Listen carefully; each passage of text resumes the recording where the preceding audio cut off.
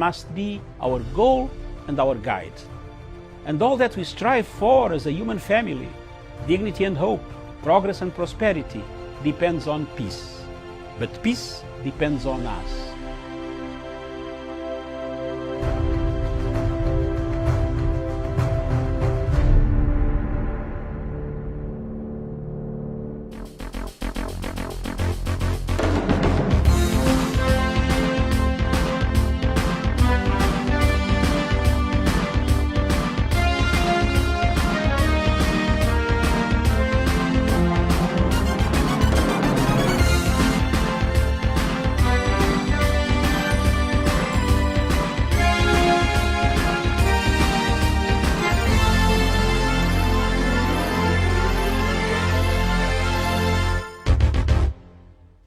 A very good morning to you, and thank you so much for joining us. This is Good Morning Africa. My name is Miriam Mugutu, and it is a pleasure to have you on board today, being the 26th of August 2021. I hope that your day has started off well. Good evening. Good afternoon, depending on where you are tuned in today. So as usual, as we do it on the show, I take us through the headlines, and then we pick some of the key issues there that form the basis of our conversation. And on the panel this morning, I'm joined by Samuel Tawish. Samuel, a very good morning to you. Good morning to you, Miriam Mugutu. Good morning to our viewers, wherever they're watching this program. In Kenya, Africa, and the rest of the world, it's my pleasure to join you on this program this morning.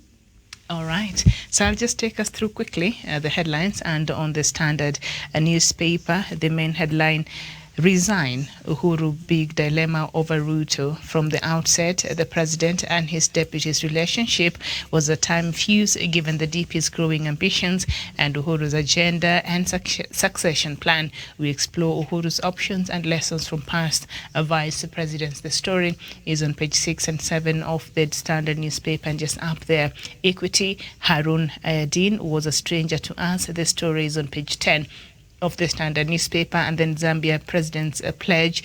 The story is on page 43, and goes of 60 billion Kenya shillings JKIA return. And then divided house of Kogalo, that is on the spot page on page 63. And Matiang'i warns social media users. The story is on page 12. And Magoha upbeat on school transition. The story is on page 4. And then the main pictorial there is Kalonzo confronts land matters. Wiper Party leader Kalonzo Musyoka with his legal team of James Orengo, Mutula Kilonzo Jr. and Daniel Manzo at the DCI headquarters yesterday in Nairobi.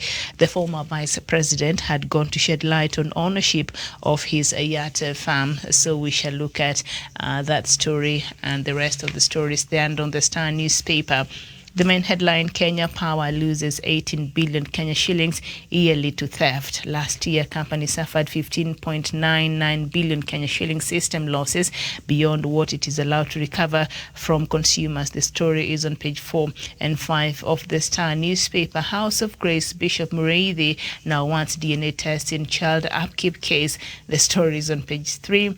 And then Operations flash out for once. That is Education CS. It's a pictorial, the main pictorial in the Star newspaper. Education CS, George Magoha leads a door-to-door campaign to find Form 1 students yet to report to school in Kisumu yesterday. I think the government is going above and beyond to ensure the 100% transition. I know we might not really attain the 100% transition on paper, but I think if we can get as much as these kids to join Form 1 and proceed with their next level education, I think this is a good thing for this country and for the young people of this country.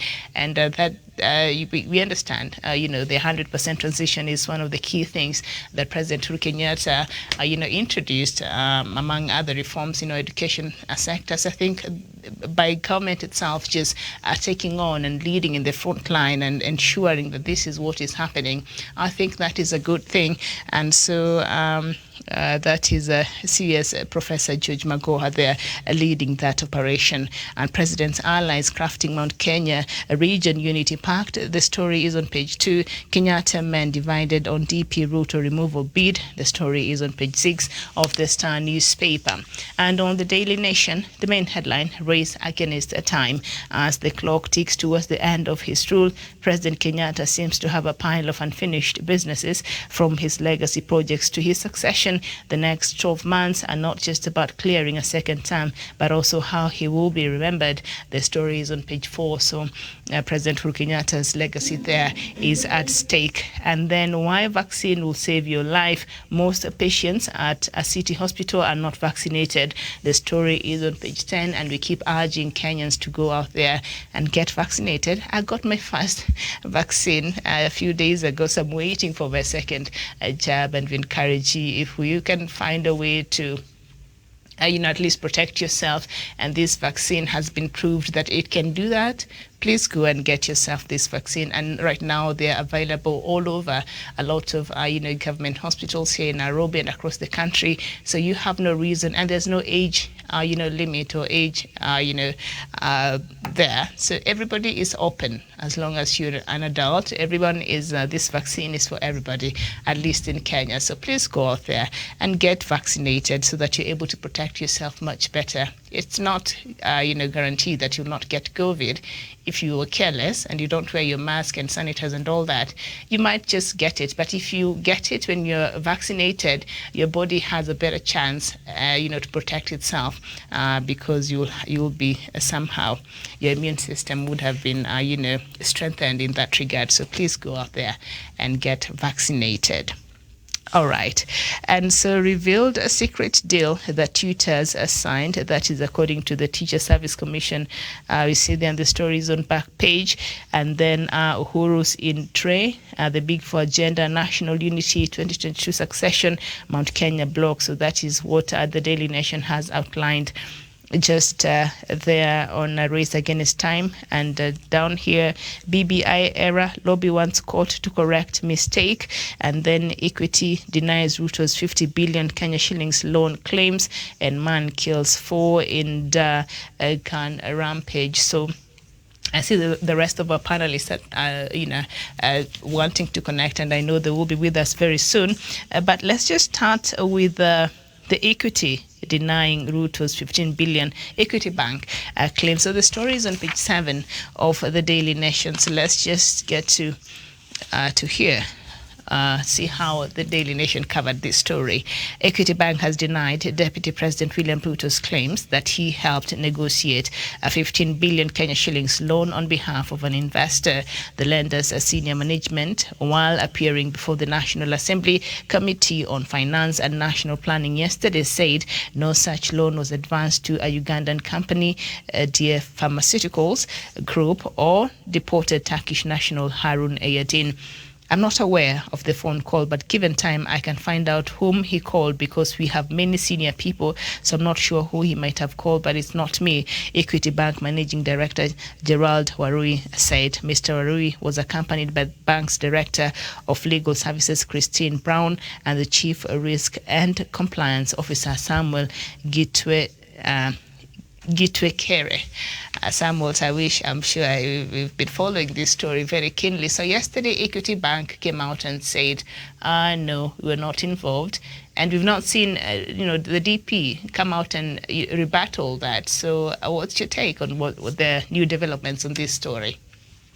Very well. Thank you so much, Miriam Mogutu, and everyone who is watching this program, including my colleague panelists who are tuned in, of course, this morning to make a contribution of this program, Miriam.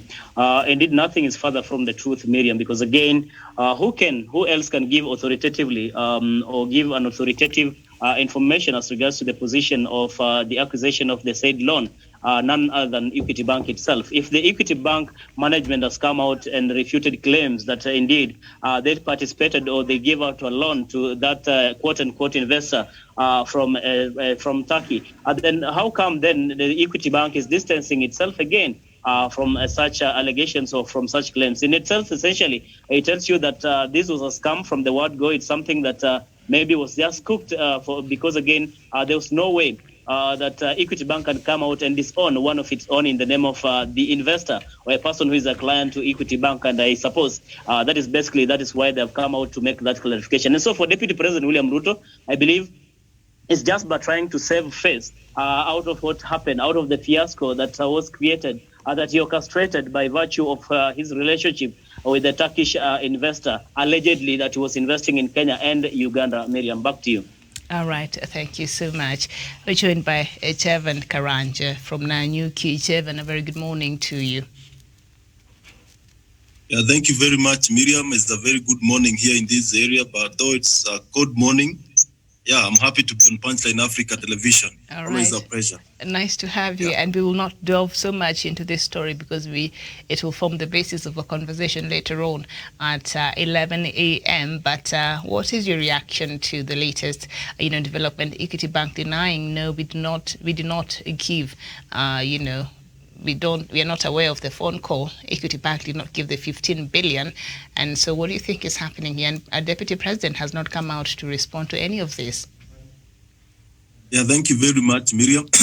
And since the Equity Bank and the management of the institution have come out to say and to substantiate the claims that the Deputy President made earlier, then we have all reasons to believe what the Equity Bank think, because that is the institution and they have all the due protocols and the procedures that they follow to give a loan.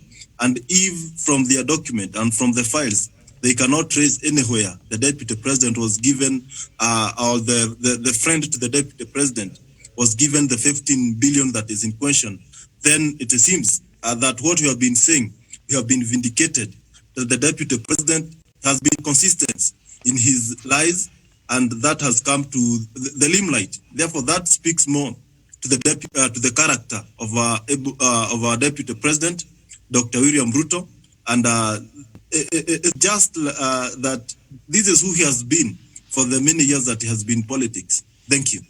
All right. Thank you so much. And as said, that is a conversation that we shall be having a bit much later, so I will not want to delve so much into it. We shall have it more in details at around 11. And so yesterday, we turn our attention to the Standard newspaper and resign Uhuru's big dilemma over Ruto.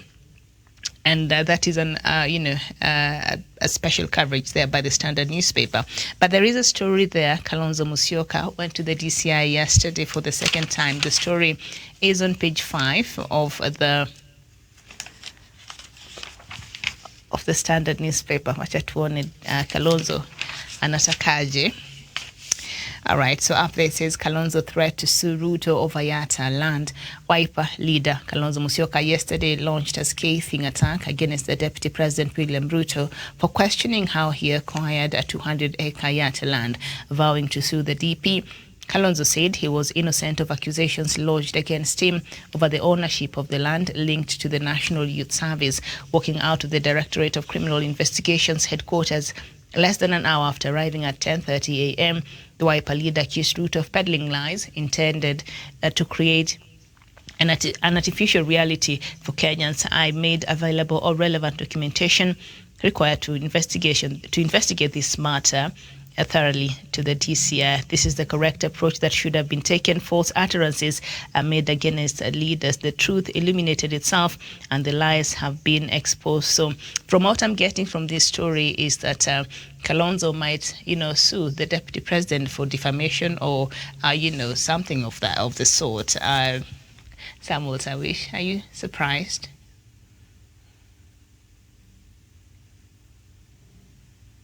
Samuel Tawish. Karanja, go ahead.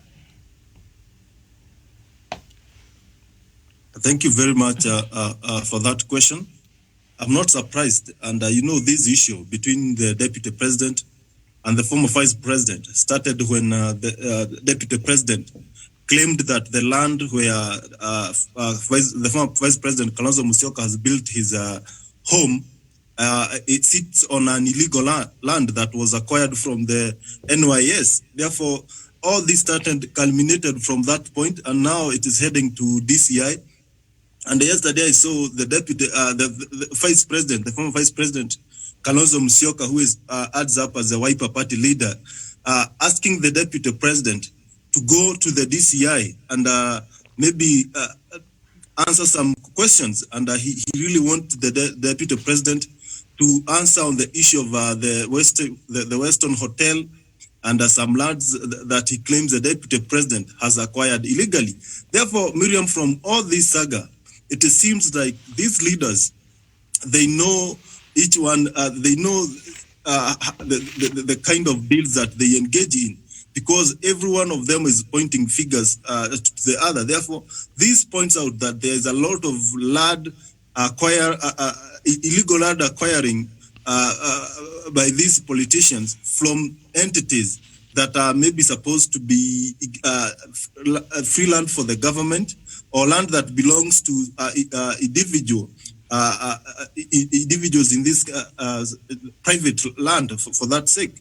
Therefore, it's sad that our leaders can get to that level where they are answering and pointing figures in public rather than going to the DCI. I think that is the route the deputy president needs to follow, so that if he knows into fine details, that the land that the former vice president has built his home sits on a public land or was acquired illegally, he needs to go and maybe explain to the DCI or to the land commission, so that maybe that land can be taken back to useful usage, maybe to be taken back to public use. And it's sad that our leaders, if it's true for that fact, that they can scoop that law where they can even get land from private developers and transform and do all the corruption in our land system to ensure that they own these lands. Therefore, this is sad, and I think this issue will be settled, and it's high time also the deputy president goes to the DCI and follows the suit as the former vice president has done, so that if the Western land and the other lands that are in question, maybe he can be able to explain into details how he acquired the land. And if it happens that the land belongs to public or was acquired illegally, then that land can be channeled back to the rightful owner or back to the public to be used for other meaningful purposes. Thank you. Okay, thank you so much.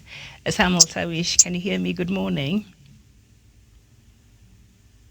Yes, I can hear you, Miriam. All right, so the former DP Wiper leader Kalonzo Musyoka is threatening to sue Ruto over the Yacha land. I'm sure you've watched that. I think, first of all, it's a very good gesture that former Vice President and Wiper leader Kalonzo Musyoka has taken, and as far as going to report those corruption allegations leveled against him by Deputy President William Ruto, the Directorate of Criminal Investigation, because in itself, it really gives him credence as a person who wants to clear himself, and not just to clear himself in the public gallery or in the media. We cannot prosecute matters, criminality or corruption in the media. But of course, I think those are the right channels, those are the right institutions to be in a position really to carry out thorough investigations and come out with a conclusion as to whether really the former vice president was involved or is culpable of the alleged crime or the, of course, the grabbing of the public land that was meant for the National Youth Service, NYS, in Yatta. But as for Deputy President William Ruto, I think he's one of the leaders who's been coming out really to challenge the leadership of this country, to challenge the fellow politicians, and not to concentrate much in trying to prosecute matters, corruption, or any challenges that we have in as far as those allegations are concerned in the public gallery or in the media, but again to go, of course, to the relevant authorities, that is including the Office of the DCI, the Office of the EAC, and other institutions to report this matter so that investigations can be carried out and conclusions can be made in as regards to such kind of cases. So I think it is a good move that he did, and it's a very big challenge to other leaders, especially on the part of Deputy President William Ruto, because on this matter is one of those people who has been propagating that agenda that the former vice president really is sitting on a public land, which he alleges that he grabbed it. But again, the authorities will be in a position to do investigations and bring to the public the conclusion of such investigation. And if at all, the former vice president, that is Kalonzo Musyoka, will be found culpable. So let the law take its course. Miriam, over to you. All right, thank you so much. And still on the Standard newspaper, page 12, Matiang'i warns social media users. We know as we approach the electioneering period, social media, is a very rife platform for, spreading fake news, propaganda, and things like that. So let's see what the government is up to in its, aim to deal with that. Social media users put on notice over internet abuse. The story is on page 12 of the Standard newspaper. Cabinet Secretary for Interior Fred Matiang'i has put social media users on notice ahead of next year's general election. The CS said the social media users are abusing the internet with vulgar language and insults while spinning fake news. He warned social media users that as much as Kenya is a democratic country, people should exercise caution on how they exercise their freedom. The consequences of exceeding this freedom will be met with equal force. Matiang'i said further. The Interior CS said that the country is ready to face the polls and is even more prepared than before, having learned from earlier elections. And we know this is not just a problem for the Kenyan government. A lot of governments have been caught off guard across the world. We've seen, protests being organized on social media. We've seen government, being toppled by the use of, the intense pressure from social media and people, getting together there. So social media has become a very powerful tool. When used well, it can bring a lot of good, but when misused, it's also it's a real national threat, security threat, if I may put it like that. So it's not just a problem the Kenyan government is grappling with, but it's across the world, as I've said there. So will the government be able to, get a hold of every other person we know that is misusing the social media, or how would you advise the government to go about it, Chief and Karanja? Thank you very much. Thank you very much. I agree with you 100% that the social media space is a very useful tool, especially in politics, because as from 2017 general election, there was a higher percentage in terms of using social media by politicians to sell their agenda, to reach to their audience, to reach for their supporters. And that is how we came to the issue of political blogging, because now it's a very useful mechanism that is used by many politicians. That is a strategy that they are employing because, one, it is cheap compared to the issue of maybe going around to the villages. Number two, you can reach a very good audience, especially the young people who are ever on social media, and therefore you have one-on-one engagement with maybe what they want and how they feel about your candidature. Therefore, it's a very useful tool, and it can also be used. It has also created employment for thousands of young people. Therefore, we cannot say that it's a bad a tool, but if used in the wrong way, it can cause a lot of disruptions, it can cause a lot of havoc, and also it can cause hate, and it can be used as a tool of as for beating the drums of war, or for incitements in that case. Therefore, the government, as we gear toward 2022 general elections, need to come up with stringent measures and some kind of severe punishments to those who will be caught spreading the fake information, spreading propagandas, and spreading hatred in the social media space. Therefore, it is possible, and they should ensure that those big influencers, social media influencers, are held capable, because mostly these small people, they don't have the content, but these big social media influencers, that is where all this information originates from. These are the people who develops the trends that trend on Twitter. These are people who develops maybe the topic that we end up discussing in social media space, because they have a huge following, and they happen to, in anything they post, it happens to go around the country in a speed of a lightning. Therefore, these are the people they should maybe put a close monitoring to avoid them maybe spreading fake information, because it end up trending, and maybe their followers will not be in a position to substantiate what is right and maybe what was not factual. Therefore, I think that is where the government should put more efforts, because in this era, Miriam, you cannot.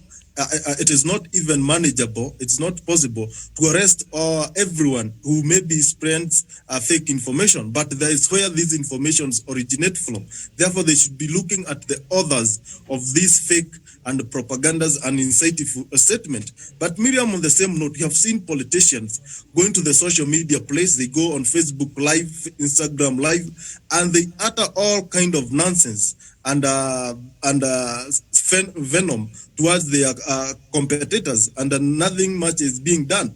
Therefore, they also need to look at these politicians who have reduced the social media space to be a space of scoring cheap political goals and a point where they use and incite their followers. Therefore, it goes hand in hand, not only the social media users, but the politicians who have turned themselves to be bloggers and social media influencers, and they... Okay. We seem to have had a bit of a technical hitch there, but I think Jevan's point is home. I thank you, Jevan, for that. Samuel Tawish, regulating of social media, it's not like your normal media outlets where it's easier because there are laws there to govern them. But social media, how would you advise the government to go about this?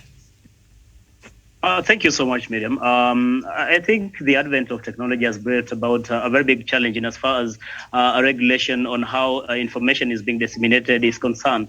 Because again, I remember a while ago we had, was it Bungoma Senator Moses Wetangula who had made that initiative at least to introduce a bill in the floor of the Senate to see into it. If we can enact a law that is going to make it difficult or to actually have what I'll call measures that are going to curb, say, spread of false information through social media platforms, then I think it would have gone a long way in as far as regulating social media use is concerned. Today, social media is really awash with so much unfiltered information, most of which is really dangerous and toxic for our society today. But again, I think the biggest challenge we have is not more on the social media platforms, but I think it is the mindset and the attitude that we have as the ordinary people. What is it that we are doing at our level to see into it that any information we are sharing out there is that which is not going to be poisonous, is that which is not going to be toxic, is that which is not going to incite our populace. So I think it must start with us. It must start with the ordinary Mwananchi before it can castigate down now to the law. But I think it is also important for us to have the law in place so that we don't just operate in a lacuna. We do not just operate in what appears to be unmarked field, so that there's guided law upon which maybe the relevant authorities will be in a position to guide us on the use of social media, so that we are not going to exploit or even to misuse the social media platforms that we have so far, Miriam. I submit. All right, thank you so much. Now, there's an important story that I think I skipped when I was looking at the Daily Nation, but I'd like for us to just go back there because I think it's important. It has to do with the BBI, so you'd understand why. The story is on page 5, and it says there, Lobby wants court to correct mistake. A group asks appellate judges to review judgment and rectify a declaration it made in favor of the government in last week's BBI ruling.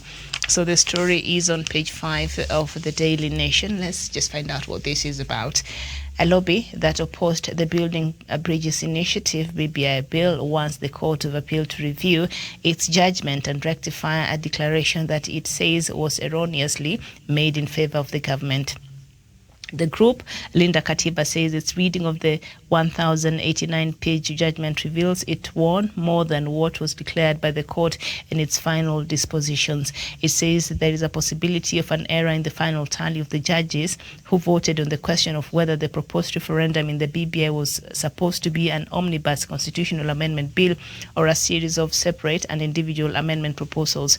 The BBI was a multi-subject constitutional amendment bill with 74 proposed changes on statutes and the constitution. Our reading of the judgment delivered by the Court of Appeal reveals the possibility of an error in the final tally of the judges of appeal who voted to overturn the findings of the High Court that Article 257, Sub-Article 10 of the Constitution of Kenya 2010 requires all the specific proposed amendments of the Constitution be submitted as separate and distinct referendum questions to the people, reads a letter to the President of the Court of Appeal, Justice Daniel Musinga, seeking rectification. The letter was written by lawyer Morara Omoke. He says the final orders issued by the appellate court indicate that the High Court finding of the issue was overturned after 4 judges found that it was not illegal to combine all the amendments proposed in the BBI into one single enormous bill. And I think according to these judges, that is wrong. Perhaps they're saying the judges should have ruled against that as well. Jevan.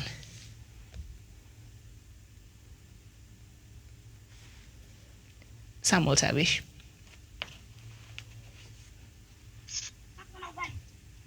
Sorry, come up again, Miriam. Come up again, sorry. I didn't quite get that question. There's this lobby group that is saying one of the key articles there that the judges ruled on last Friday. One of them that touched on the multi-question referendum, I think, that was brought up because there's a group that were challenging that you cannot just have Kenyans have an omnibus, referendum, and yet we have all the 75, statutes there that Kenyans are supposed to vote for at once. And so, from the issues they're raising, they're saying is that the judges seems to have agreed with the BBI proponents, going against what the other judges had ruled in the High Court, that perhaps the questions should have been posed per, the article. So they want the court to clear that error. Well, Miriam, what I understand from that particular, of course, reservation that the lobby group is having, I believe, is it a non-governmental organization, if I'm not very wrong? It is. They want more Linda Katiba. It's Linda Katiba Institute. That is being, I think it is being spearheaded by the likes of Martha Karua and others, is it?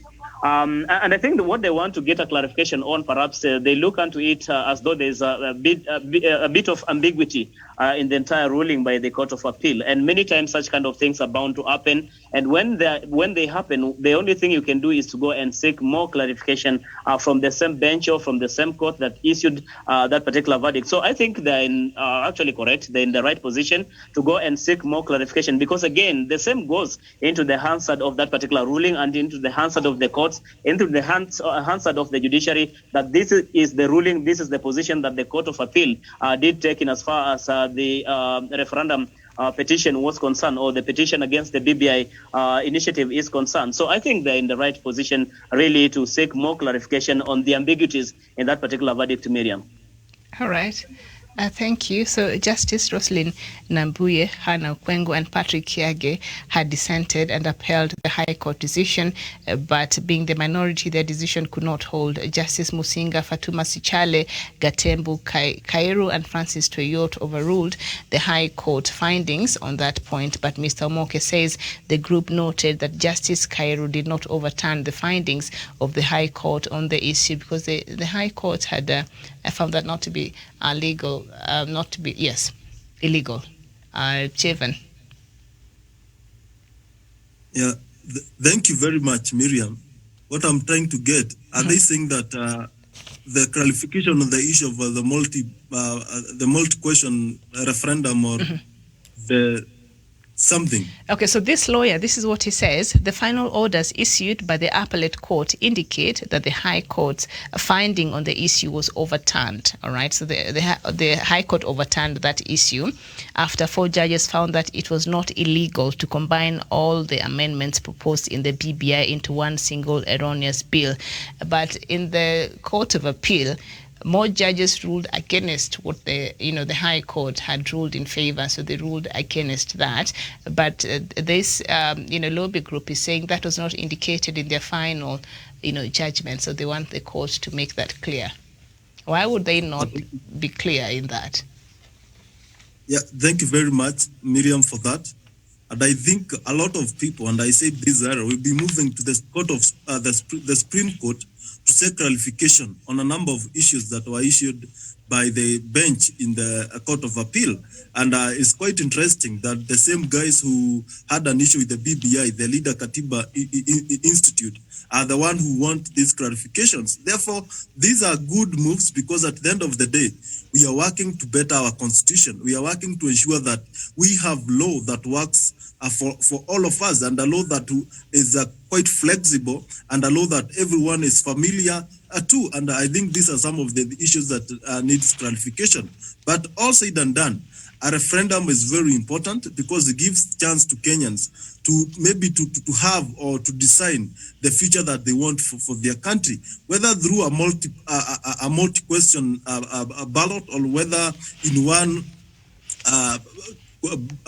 bill the point is that it is Kenyans who maybe should be given the final verdict on that kind of a process, especially when it's a popular initiative. I think that is a very good gesture, and we need maybe more clarifications on a number of issues that were raised by the by the court, by the two courts, the High Court and the Court of Appeal.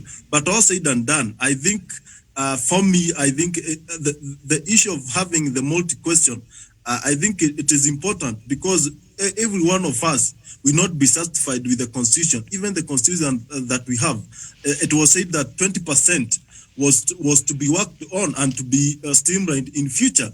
Therefore, we cannot have a document that will suit all of us, that will be 100% good. Therefore, I think it is good, from my own personal opinion, to have one ballot as we head as we go for this referendum, because we cannot have 72 questions or 52 questions for every clause that needs to be amended, submitted, subjected to voters to make a vote on.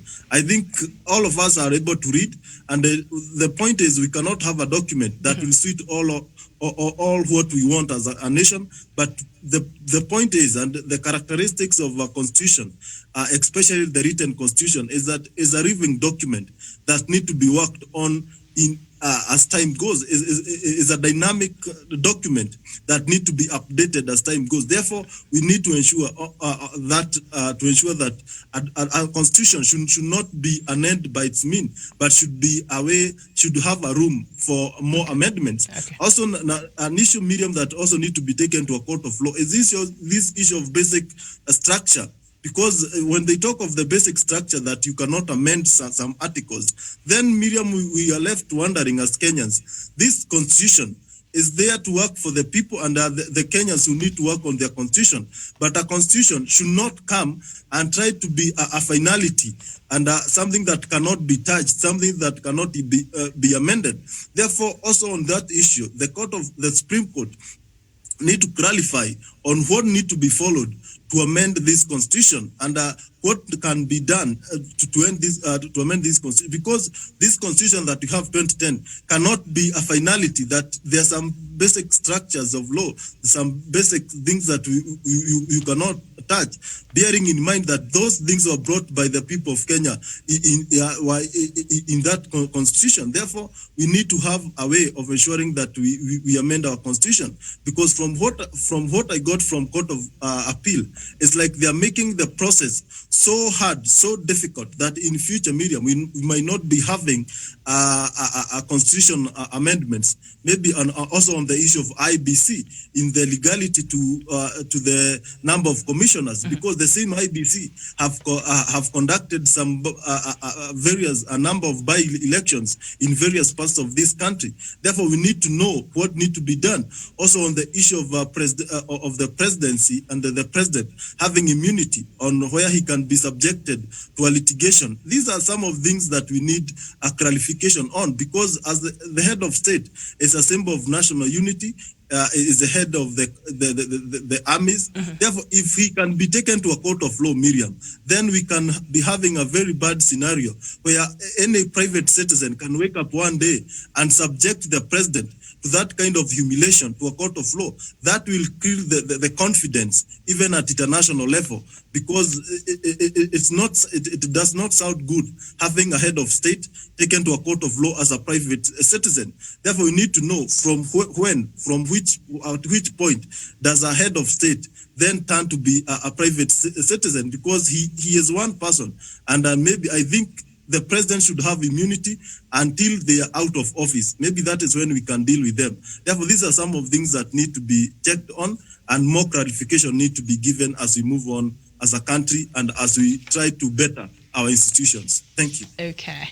Thank you so much. Now let's turn on to the Mount Kenya politics. And on page 2 of the Star newspaper, Uhuru allies consult in Mount Kenya region's unity.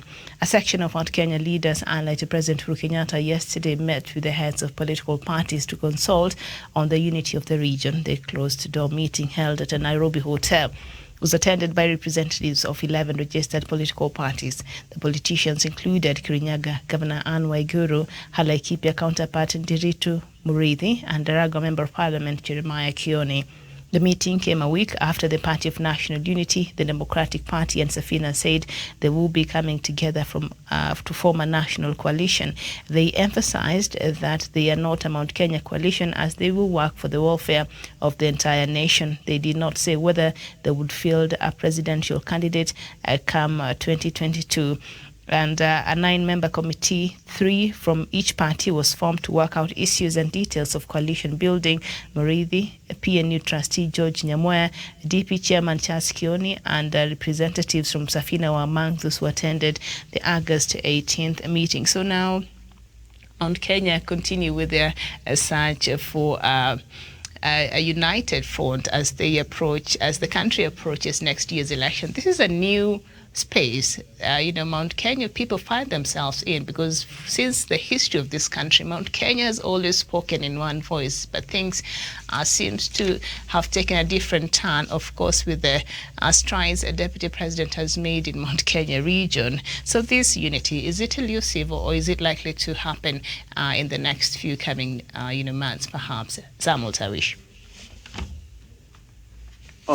Foremostly, Miriam, allow me to laud the leaders who are spearheading the unity bid of the Mount Kenya voting bloc. Unfortunately, Miriam, I think these leaders are hypocritical, because, as they say, you cannot scatter and purport together.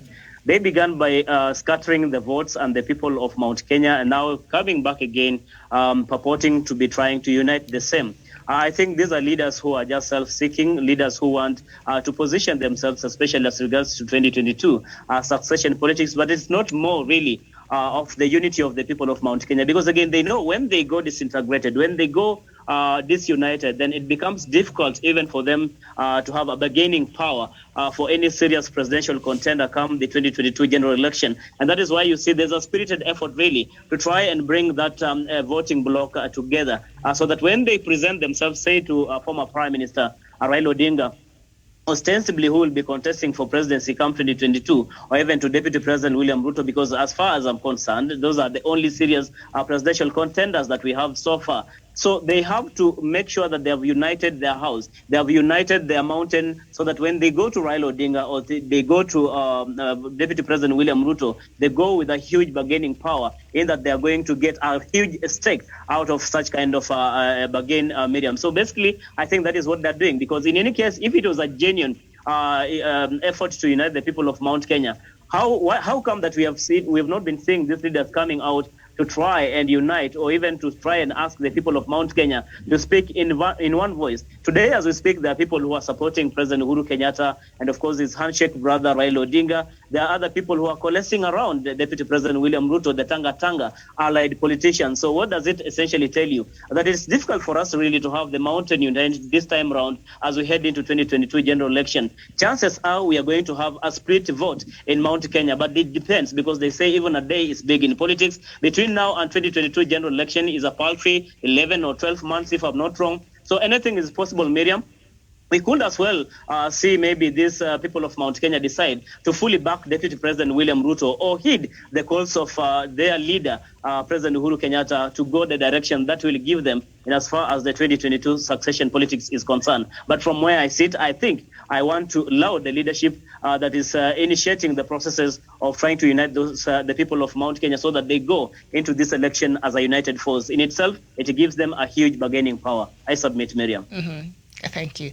Karanja, is it not what we see happening in Western Kenya? Every leader is calling for, the Tangulas camp is calling for unity of the Luhya nation, and Mudavadi's camp and another camp and another camp. And now we see, the allies to President Uhuru Kenyatta, led by, Governor Anne Waiguru and others met. And we've seen the other fraction by Martha Karua and Mwangi Kiunjuri and Moses Kuria also meet. And I'm sure there's another fraction who wants to meet, all in a bid to unite the Mount Kenya region as a political stronghold, which it has been for a long time. This unity this time round, itakuwa Camellia Western, are they likely to come back together and speak in one basket in terms of their votes? Thank you very much, Miriam. whichever direction Mount Kenya voting bloc takes in 2022 will have no much impact to the common Wanjiku, because the leaders who are coming together, they're not coming together for the interest of Wanjiku as they claim, but the first interest is to see where they will be in the next government. That is their number one priority. But it's not bad to unite, because at least we'll have some bargaining powers. And I think this has been in effect because we have produced two presidents since the multi-party democracy, since the repeal of Section 2A that gave birth to the multi-party democracy in 1992. And Miriam, I can tell you for a fact, there are some goodies that comes when you have the president coming from a region. Today, if you go to Othaya constituency, where President Kibaki came from, almost all corners of that constituency, they are tarmacked. They have water, they have access to electricity, they have good hospitals. In an area where you find like four level 4 hospitals or level 5 hospitals in a constituency, Miriam, that is a very good improvement, because these people will have access to medical facilities. And this comes because the head of state maybe came from that region, and he felt it will be a shame if I don't develop where I come from, because they say charity begins at home. Therefore, when I see these leaders coming together, they know what it means to have a president come from your region. But though at the end of the day, the president translates to be a head of state, there are some goodies that will come to your region by the virtue of a president coming from a region. Therefore, maybe these prestigious things that they have been enjoying, they don't want to let them go just like that. That is why maybe they are calling for this unity, to see whether they can still maintain that status quo, or they can continue having some of luxury that comes from the head of state, or having some bargain in the next government that will come, because it will be a shame if these big numbers will just scatter like that, and maybe the next government that will come after President Uhuru Kenyatta regime, the Mount Kenya people will not have a say in that government. And because of their superiority in terms of number, they feel it's right for them to unite so that they can continue dominating the political space. Because Miriam, if their numbers scatter, then they will not have the bargain. They may not have the bargain to bring more resources to their people. And for the recent past, we have seen most members of parliament from Mount Kenya region, whether from Tangatanga or from Kieleweke, or those who have maintained a middle ground, to pushing for this one man, one vote, one shillings, or in a good and simplistic term, the equitable distribution of resources. That because they feel like with the high population that we have in Mount Kenya region, we have been sidelined when it comes to the sharing of the national cake. Therefore, there is a nudge for them to unite to see whether they can continue having a bargain on those issues that matter most to the people of Mount Kenya region, and that is agriculture and business. Because when you go around every corner of this country, you'll find origins from Mount Kenya region having business and dominating the business world across the country. Therefore, these are some of maybe the reasons why they feel they need to unite, so that at least they'll have a say in the next government. But on the same note, we need to unite and really justify this unity. Should not just benefit the politician. I think this unity should to benefit all of us as a people and all of us as a country. Because, Miriam, I feel if the Mount Kenya region, being the majority in this country, if they can behave, if they can be disciplined politically, if they can lead the way in showing other regions on how they need to do their politics without incitements, without playing dirty politics, and show them the right direction, I think this country will follow that direction. Because Mount Kenya region, as a big brother in terms of political dominance in this country, they have a big role to play in terms of setting a trend in how the politics need to be done in this country. And if things go wrong in this country, the number one people who should be blamed for bad governance, for bad leadership in this country, should the people from Mount Kenya region, because they have the numbers, and if they happen to give us bad leaders, then they should also carry the blame. And if we have good leaders, especially at the State House, then they should also get the praise that come with it. Therefore, these people need to know that They are not just doing this for Mount Kenya region, but the whole country is looking at what we are doing, our politics, and how we are carrying ourselves, because they emulate what we do. And maybe if we do it bad, the whole country might not be in the right mood. Because I feel even for peace to prevail in this country, the people from Mount Kenya region must start preaching peace. Because if they do so, everyone in this country will see it plenty and they will not have a problem. But if we preach divisions from this region, the whole country will buy divisions. Therefore, there's a long way to go, but I hope at the end of the day we'll have a middle ground and understanding, but the interest of Wanjiku should be their number one priority. Thank you. Thank you. That's a lot of responsibilities, Jevan, you've placed the shoulders of the people of Mount Kenya. I'm into epicenter. All right, thank you. Now, there's another story here as we conclude the show this morning.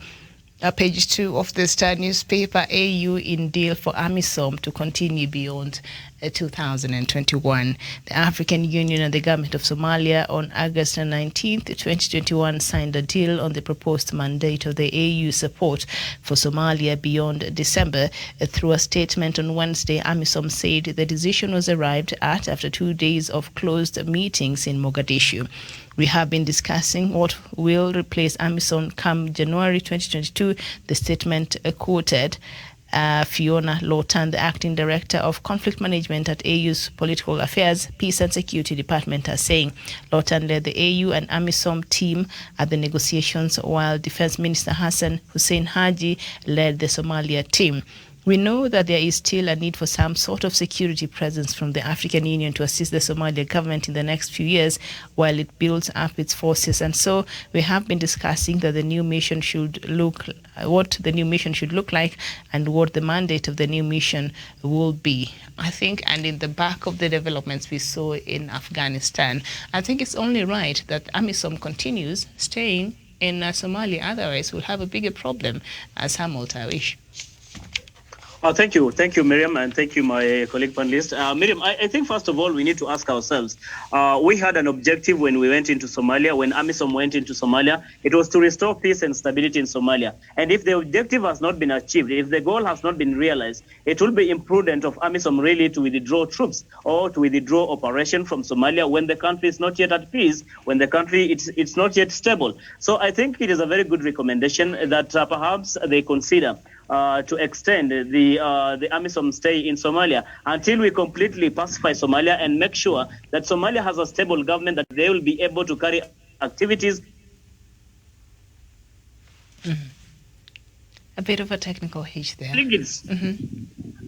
I think it is a good move. It's a good to consider extending the term of AMISOM, because again, the goal has not been achieved of pacifying and making sure that peace has returned to Somalia. We have so many refugees as we speak today. Dadaab and Kakuma refugee camps in Kenya and so many other neighboring countries. These people want to go back to their country, but they cannot go back to their country when peace and security has not been guaranteed, when their safety has not been guaranteed back at home. And that can only be done if we can extend the term of AMISOM in Somalia so that the same they can continue to pacify Somalia and ensure that country is at peace. And for the people who ran away because of the hostilities, because of the fight in Somalia, they can go back and begin rebuilding their country. Miriam, I submit. Okay, thank you. The connection huko mashinani Tawish inaleta shida. But we are done. Thank you so much. Jevan Karanja, on this issue, AMISOM seeks to extend its mandate. We know they were planning for a withdrawal by the end of this year. But as you can look at the things, the way things are panning out, especially with the recent taking over of Afghanistan by the Taliban, I mean, it's only right that AMISOM continues to help there in security matters in Somalia. Yeah, thank you. Yeah, and I agree that the AMISOM needs to extend their term, because the objective and the aim, why the objective that they were to meet when they went to Somali, they have not achieved. Therefore, they still have work to do, and it will be unfortunate if we terminate the AMISOM Kenya in Somali, and we have seen from the things and from what we are seeing from Afghanistan after Taliban took over. These are bad things that we cannot wish to ourselves. Therefore, there is need for our army to continue executing the mandate to pacify the region, because when Somali is at stake, we are also at stake. And when the Somali divides, we also will have, in one way or other, get the pinch of the instability. Therefore, a lot needs to be done. And because it's a work in progress and we have an objective to meet, then let's continue having the AMISOM and the Africa Union and everyone who is willing to pacify the region and to fight this monster called Al-Shabaab continue doing their job until it's over. And it will be over when Al-Shabaab surrenders and when peace is restored in Somali. Thank you. All right. Javan and Samuel Tawish, thank you so much for your time this morning. And for our viewers, thank you so much for watching. We shall be back here at 11 a.m. at top of the hour with another conversation around the monies that now Equity is saying that Ayadin was a stranger to the bank. They don't know him. They've not had any business transactions with him. He does not even have an account with the bank. So we shall revisit that conversation here at 11. And of course, Dr. David Matsanga shall be leading us in that conversation. Thank you for watching. This has been Good Morning Africa. My name is Miriam Ogutu. Good morning.